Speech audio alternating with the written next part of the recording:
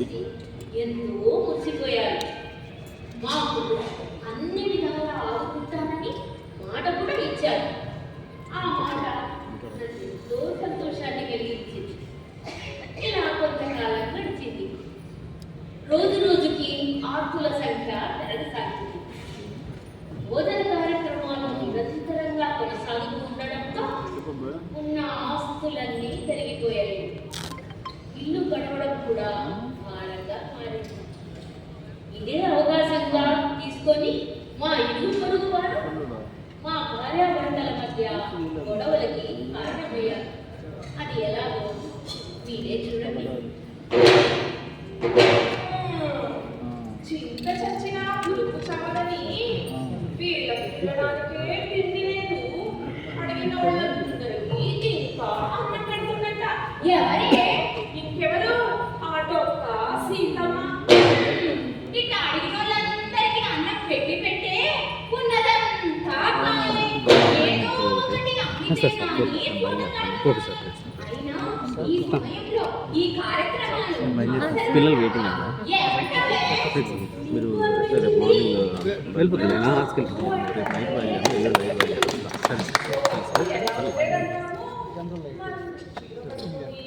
ఒంటి నిండా నగలతో ఆడుతూ ఉండేది. ఇప్పుడు చూడు నాసిగతలు చీరతో వాసిపోయిన మెడతో ఎలా ఉందా? ఏమంటారే? నీకు అనిపించింది, నాకు అట్లాగే అనిపించింది. అందుకే చేసుకున్నోళ్ళకు చేసుకున్నంత అంటారు. అంటావే? నీకు అనిపించింది, నాకు అట్లాగే అనిపించింది.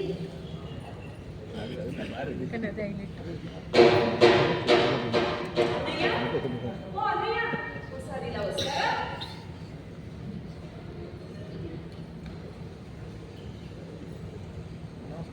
పాపం ఎలా ఉండేవారు, ఎలా అయిపోయారో చూడు.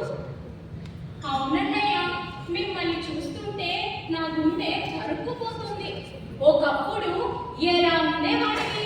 100 ఎకరాల మాగాని, ఇంటి నిండా బంగారంతో కలకలకలలాడుతూ ఉండేవాడివి. ఏంటో నీ భార్య ముచ్చట తీర్చడం కోసం అన్నదానాల పేరిట, దాన ధర్మాల పేరిట ఉన్నదంతా పోగొట్టుకుంటేవి. ఇలా అడిగిన వాళ్ళందరికీ అన్నం పెట్టుకుంటూ పోతే చివరికి ఇల్లు వాకిలి కూడా మిగలవు. ఇలా అయితే ఎలా అన్నయ్య? ఓసారి ఆలోచించు. మీ పిల్లల పరిస్థితి ఏం కావాలి, వారి భవిష్యత్ ఏం కావాలి? ఒకసారి ఆలోచించలేదు.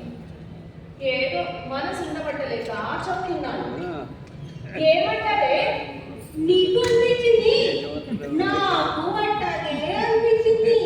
నోరు పోయావే, నీకెప్పుడు ఇట్టాగే అనిపిస్తుంది. పరా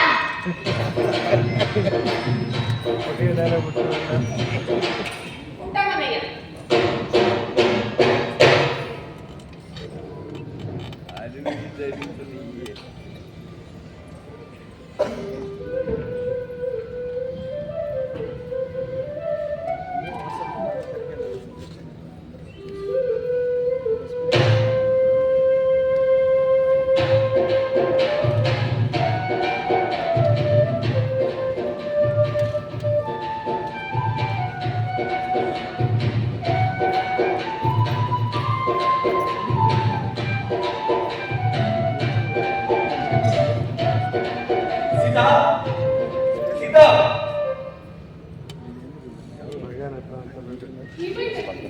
ఎలా ఉన్నారేంటి? ఏదో ఉన్నాను. ముందు నీతో కొంచెం మాట్లాడాలి. చెప్పండి. చూడు, ఇకపై అన్నదాన కార్యక్రమాలు చేయడం నాకు ఇష్టం లేదు. అంతేకాదు, ఎవరికి భోజనం కూడా పెట్టాల్సిన అవసరం లేదు.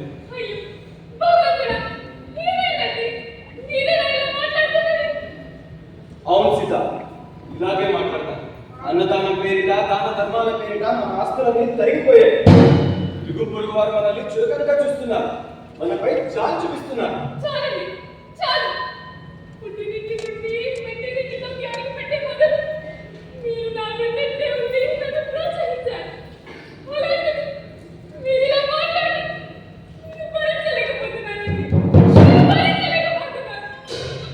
భరించాల్సిన సీత సాధించాల్సిందే. వాస్తవాలు ఎప్పుడు చేతుగానే ఉంటాయి. చూడు, ఇకపై ఎన్నదాన కార్యక్రమాలు చేయడం నాకు ఇష్టం లేదు, అంతే.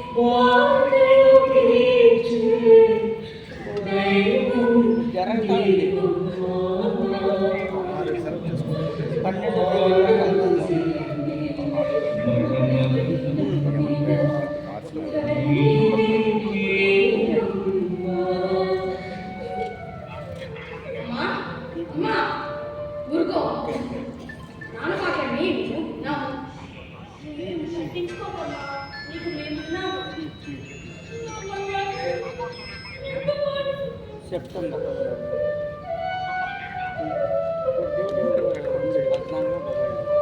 14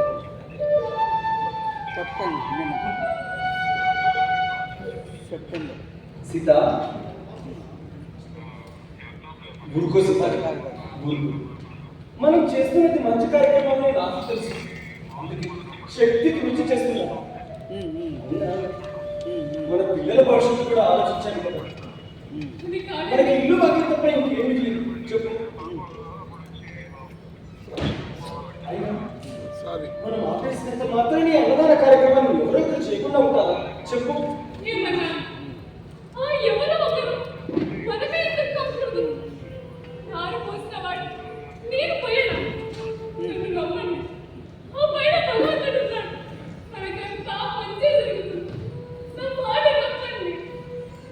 ఏమో సీత, నిన్ను ఆ భగవంతుడే కాపాడాలి. ఇంట్లో సరుకులన్నీ నిండుకున్నాయి. రేపు వచ్చే వాళ్ళకి ఏం పెట్టాలో కూడా నాకు అర్థం కావడం లేదు. సరే, నేను ఏదో ఒకటి చేస్తాను. అలా పొలం దాకా వెళ్ళొస్తాను.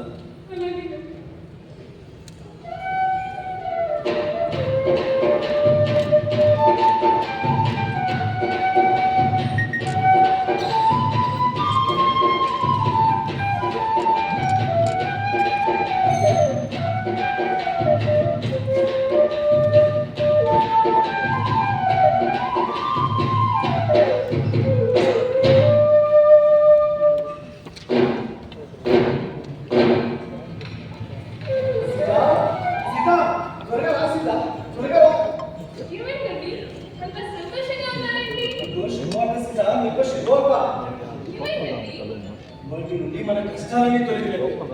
అన్నదాన కార్యక్రమాలను మనం ఘనంగా కొనసాగించవచ్చు సీత. అసలు ఏం జరిగిందండి, చెప్పండి. తిరుగుతుంటే ఈ గుడ్డ దొరికింది సీత. ఇందులో అన్ని బంగారు నాణాలు. కావాలంటే చూడు.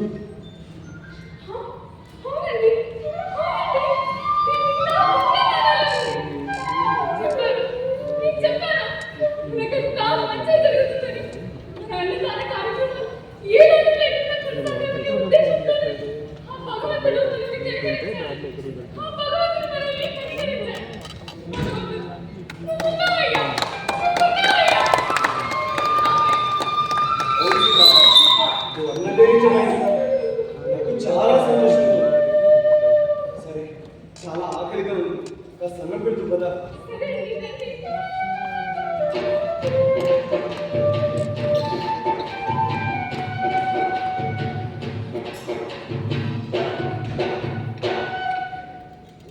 అలా లంచ్ బిందె దొరకడంతో ఆగిపోతాయనుకున్న అన్నదాన కార్యక్రమాల్ని నిర్విఘ్నంగా కొనసాగించాం. ఇలా కొన్ని సంవత్సరాలు గడిచాయి. నాకు కాస్త వయసు పైబడింది. నాకు ఎంతో తోడుగా ఉన్న అనారోగ్యానికి గురయ్యాడు. కొంతకాలానికి ఆరోగ్యం బాగా నన్ను ముట్టాడు.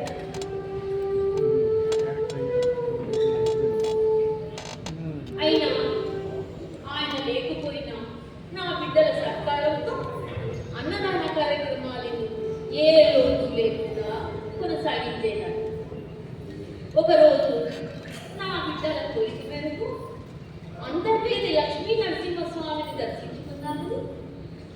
పల్లకిలో బయలుదేరారు. మార్గం మధ్యలో పల్లకిని కాస్త ఆపి విశ్రాంతి తీసుకుంటుండగా అప్పుడు ఏం జరిగిందో మీరే చూడండి.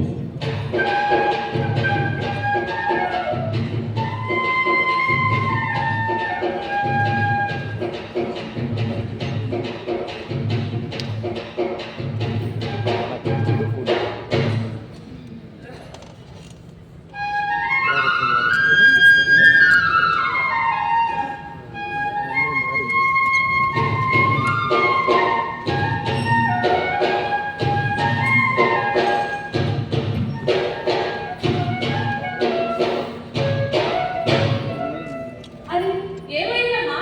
ఎందుకు అలా ఆగిపోయావు? తొందరగా నడు. ఓ అమ్మ, ఇది నా వల్ల కాదు. నేను నడవలేను. నాకు ఆకలేస్తుందని చెప్పాను కదా. అలా అనకమ్మా. దొక్కన్ సీతమ్మ గారి ఇల్లు దగ్గరలోనే ఉంది. అక్కడికి వెళితే మంచి భోజనం దొరుకుతుంది. ఓ అమ్మ, అక్కడి నుండి సీతమ్మ సీతమ్మ అని అంటూనే ఉన్నావు. ఇది నా వల్ల కాదు. నేను నడవలేను.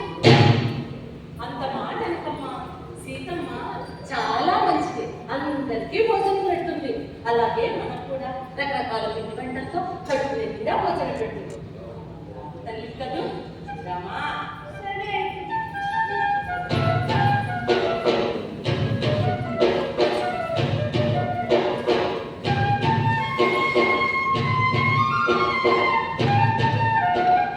నాయనా నాయనా త్వరగా రండి నాయనా, త్వరగా రండి. ఏమైంది అమ్మగారు? ఏమైంది? మనం త్వరగా ఇంటికి వెళ్ళాలి. వెళ్ళి పల్లకి తీయండి నాయనా. అదేంటి అమ్మగారు? మనము దేవుడి దర్శనం కోసం వచ్చాం కదా, అప్పుడే ఇంటికి వెళ్దామంటున్నారు ఎందుకు? ఎవరు ఆటలు? నేను ఇంట్లోనే ఉన్నాననుకుని భోజనానికని మన ఇంటికి బయలుదేరాను. అందులోనూ పిల్లలు ఆకలి ఆకలి అని పిలుస్తున్నారు. మనం త్వరగా ఇంటికి వెళ్ళి భోజనం సిద్ధం చేయాలి. వెళ్ళి పల్లకి తీయండి నాయనా. అలా కాదమ్మగారు, ఎలా ఇంటికి వచ్చాం కదా, ఇంకా ఆస్పత్రికి వెళ్తే దేవుడు వస్తుంది. అక్కడ దేవుడిని దర్శించుకొని తొందరగా ఇంటికి వెళ్తారు. ఏమంటారు అమ్మగారు? ఏమంటారు? చూడు నాయనా, ఆ దేవుడి దర్శనానికన్నా ఆకలిగా ఉన్న వారికి అన్నం పెట్టడం అంటేనే నాకు తెలుసు. నా మాట విని పల్లకి తీయండి నాయనా. వెళ్ళండి నాయనా, వెళ్ళండి. అలాగే అమ్మగారు, మీరు ఎలాగంటే అలాగే అమ్మగారు. ఏయ్, కూర్చోండి. పరిస్థితులు ఏంటండి? వినండి అమ్మగారు.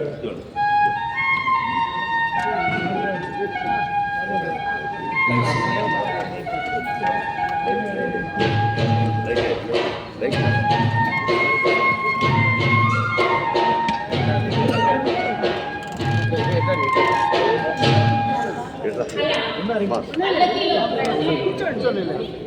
వారికి కడుపు నిండుగా భోజనం పెట్టారు. వారి కళ్ళలో ఆనందాన్ని చూసి మాకు ఎంతో సంతోషం కలిగింది. అలా కొంతకాలం గడిచింది.